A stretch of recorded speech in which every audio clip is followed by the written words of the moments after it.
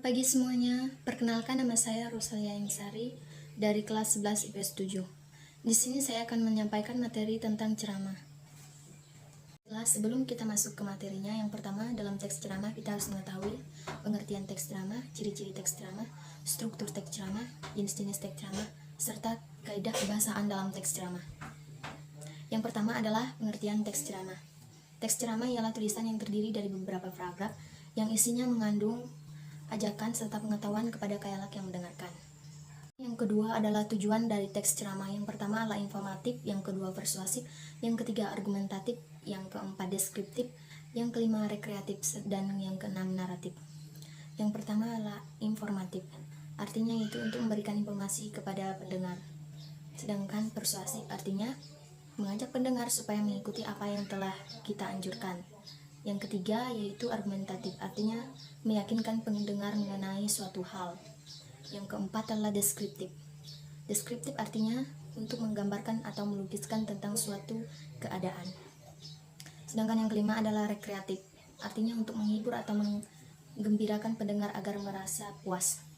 Yang terakhir adalah yang keenam adalah naratif, artinya untuk menceritakan suatu hal kepada pendengar.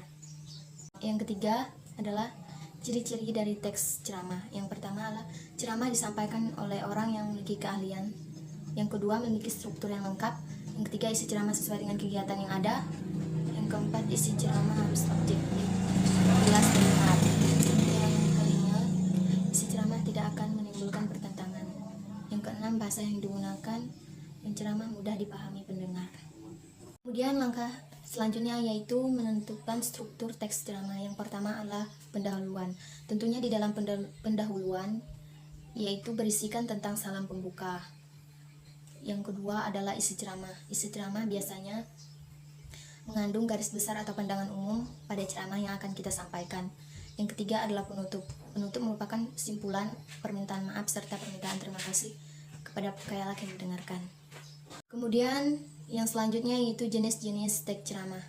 Yang pertama ceramah umum. Ceramah umum biasanya bertujuan atau memberikan nasihat kepada khayalak ramai. Yang kedua adalah ceramah khusus. Ceramah khusus biasanya bertujuan memberikan nasihat yang tujuannya untuk khayalak khusus, baik itu berupa materi maupun lainnya.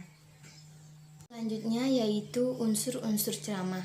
Yang pertama adalah penceramah. Penceramah merupakan orang yang akan memberikan ceramah tersebut. Yang kedua adalah pendengar. Pendengar adalah orang yang akan mendengar isi ceramah yang akan kita sampaikan. Yang ketiga adalah materi. Materi merupakan nasihat, pengetahuan yang akan kita berikan kepada khayalak yang akan mendengarkan. Kemudian yang selanjutnya yaitu metode ceramah. Yang pertama adalah extemporam. Yang kedua adalah impromptu, yang ketiga membaca naskah, yang keempat adalah menghafal. Media-media dalam ceramah, tentunya media ceramah adalah alat-alat yang akan kita gunakan dalam memberikan ceramah tersebut. Kaidah kebahasaan teks ceramah yaitu ada 6. Yang pertama menggunakan kata tunggal atau menjemuk. Yang kedua menggunakan kata kerja mental. Yang ketiga kalimat bersifat deklaratif atau imperatif. Yang keempat menggunakan kata yang menunjukkan hubungan argumentasi. Yang kelima menggunakan kata-kata teknis. Yang keenam menggunakan kata sapaan orang kedua. Selanjutnya yaitu cara membuat teks ceramah. Tentunya kita udah memahami cara-cara membuat teks ceramah, tapi di sini saya akan mengulangi kembali lagi bagaimana cara-cara kita, yaitu untuk membuat teks ceramah. Yang pertama adalah kita harus menentukan topik. Tentunya kita harus menentukan topik dari ceramah yang akan kita buat. Yang kedua adalah merumuskan tujuan ceramah. Kita harus merumuskan tujuan-tujuan dari isi ceramah yang akan kita sampaikan. Sedangkan yang ketiga adalah menyusun kerangka ceramah. Kita harus menyusun semua kerangka-kerangka ceramah yang akan kita sampaikan agar khayalak yang mendengarkan dapat memahami ceramah yang akan kita sampaikan. Sedangkan yang keempat adalah menyusun ceramah berdasarkan kerangka. Kita dapat menyusun semua ceramah-ceramah kita yaitu dengan kerangka ceramah yang kita buat tadi. Sekian presentasi dari saya. Jika ada kata-kata yang salah, saya minta maaf. Sekian dan terima kasih.